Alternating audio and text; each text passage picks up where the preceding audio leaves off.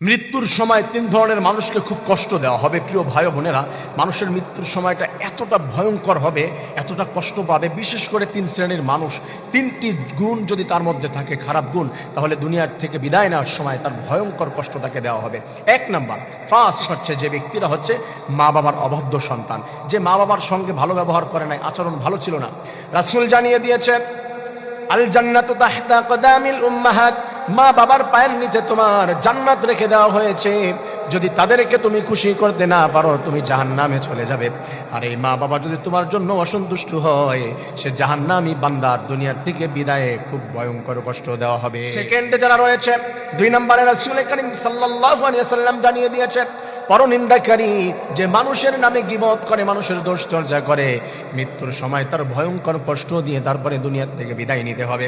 কারণ আল্লাহ তাআলা বলে দিয়েছেন, আইয়ুহিব্বু আহাদুকুম আইয়াকুলা লাহমা আখিহি মাইতান ফাকারিহতুমু, তুমি কি তোমার মৃত ভাইয়ের মাংস খাওয়া পছন্দ করো? যদি সেটা না করো, মানুষের নামে গীবত ছেড়ে দাও। রাসূল বলে দিলেন, আল গীবাতু আশাদ্দু মিনাজ জিনা, মানুষের নামে গীবত করা মানে মানুষের সাথে জিনা করার থেকে ভয়ঙ্কর অপরাধ।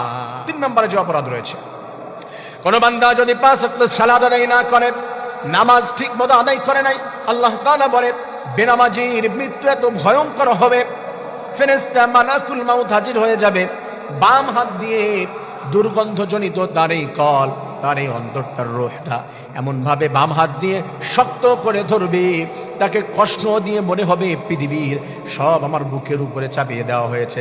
মুখ শুকিয়ে যাবে, বুক শুকিয়ে যাবে, গলা শুকিয়ে যাবে, চিৎকার মেরে কাঁদতে চাইবে কিন্তু কান্না করতে পারবে না।